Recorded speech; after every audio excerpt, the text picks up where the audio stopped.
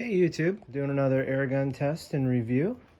This time it's of a Benjamin Franklin model 342 and 22 caliber, and something you don't see printed on airguns too much anymore these days is made in the USA. I'm going to go ahead and sight it in on the target down there. I'm going to shoot at the very bottom left. I'll do 5 rounds and make sure this thing, see how it does. If I'm sighted in or I gotta change anything. I'll show you the results when I'm done. Okay, I just finished shooting 5 shots.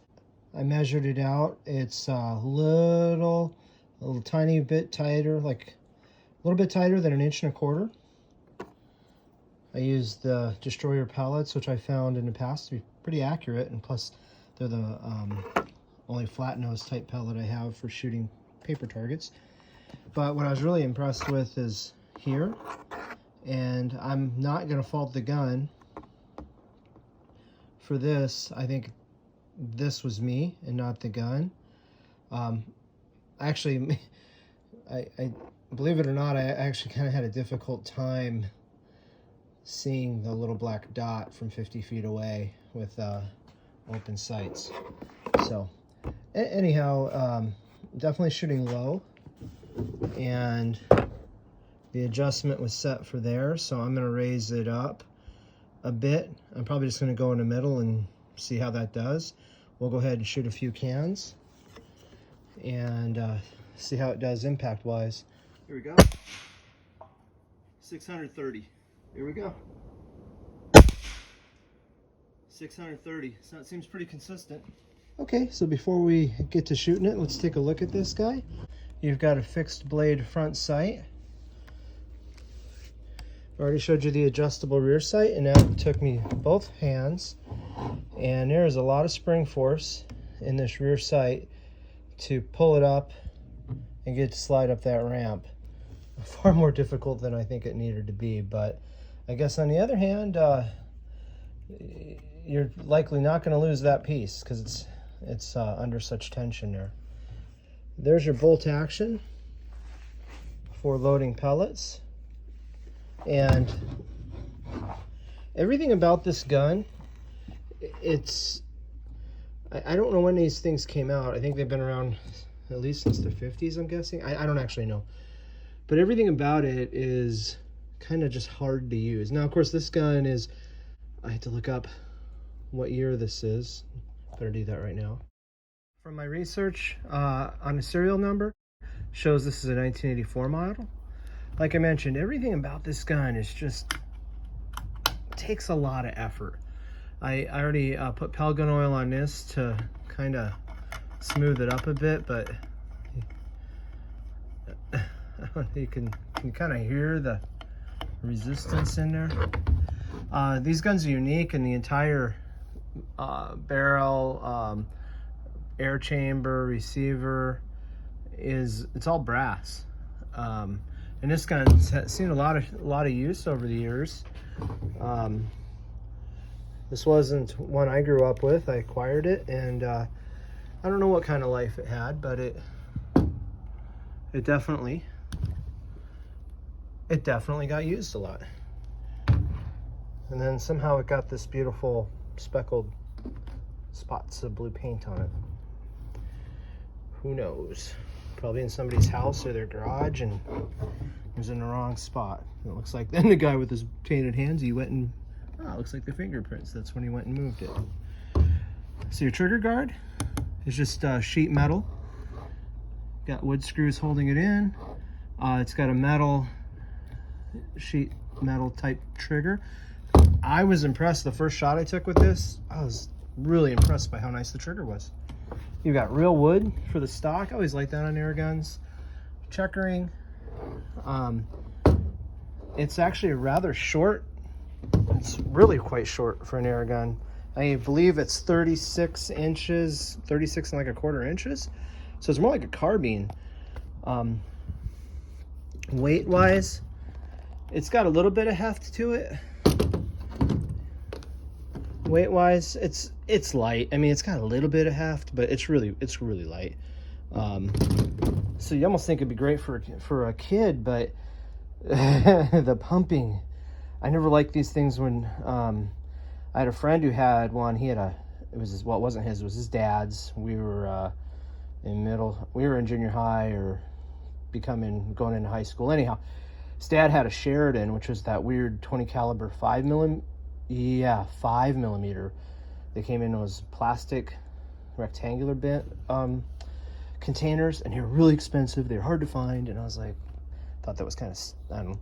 So point of my story is I remember he was having a hell of a time pumping it up, and I shot it, and I'm like, oh my gosh, this thing, I had my Crossman 760, and it was like, this style was just, took a lot more effort than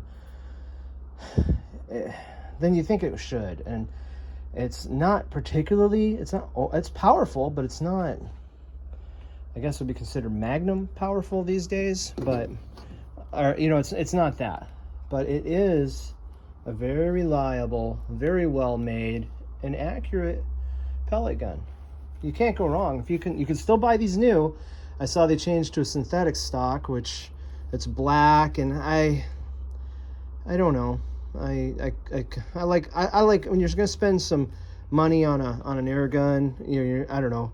I don't know what really my threshold is because with inflation and stuff, but I'm gonna spend if I'm gonna spend a decent amount of money on an air gun for a good quality one, I like having wood. I just think I don't have to have wood, but these had wood, so I guess I'm traditionalist. I'd like it to stay wood.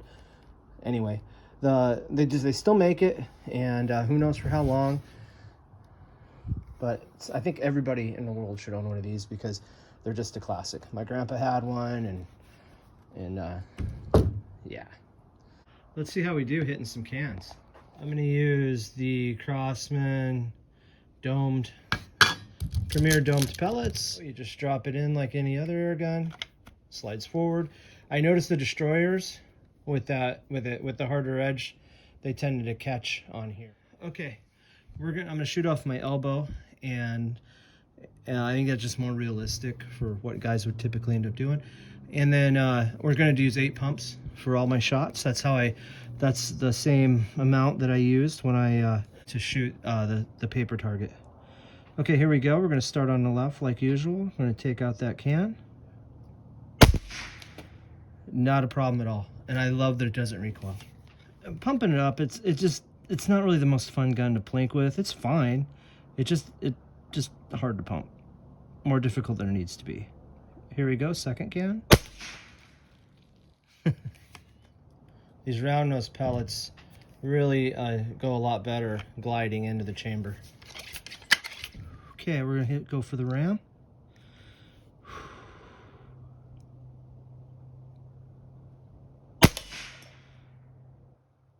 I had to have hit the ram because can was behind it. I just like hearing that solid clang of steel. All right, now we're gonna go for the turkey. Dang. So I tell you what, while this gun is a bit of a chore to pump up, it rewards you with a nice trigger and just smoothness, easy to shoot. Okay, we're gonna go for the pig. Bye-bye, piggy.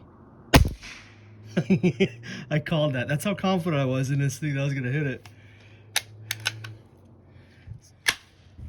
All right, this is gonna be a challenge.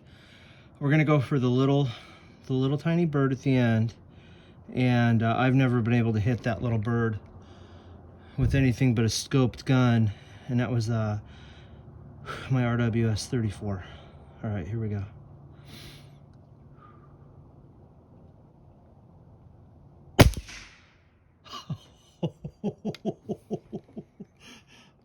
Oh my gosh.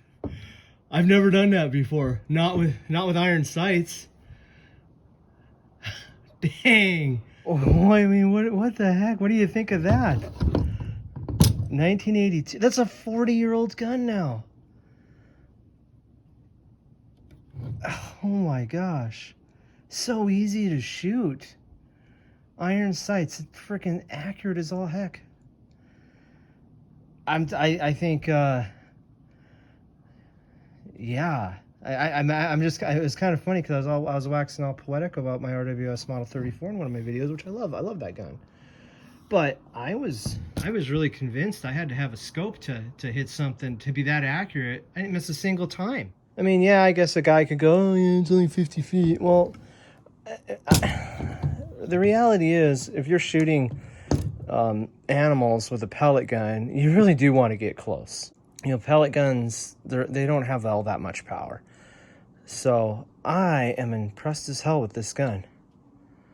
I've never been into these that much. Just I always knew they're always very well made and that, but it's just that they're such a chore to pump up. That's the drag about them. I always kind of consider them more of a hunting air gun. You know, it's not something you just want to sit in your yard and plank with and target shoot with. But wow, you wouldn't. I mean, I think most guys looking at this thing, you wouldn't expect much from it. At least like this particular gun I'm holding in front of me, not the model or the series of them or anything like that. They've got a really excellent reputation. Wow. And you know what I like too is I didn't have to do anything special. I didn't have to hold the thing in a certain way. It just worked. Yeah, I just put Palgon oil on the seals to make sure they were good. A little trick, something I'd read a long time ago was with, at least with these, and I don't know if that's with all pneumatics, but I'd read with these type of Benjamins, it's best to store them with one pump. So I'm just going to put one pump in it and go put it back away until I take it out shooting again. Well, hey guys, that was really neat for me. I hope you enjoyed it.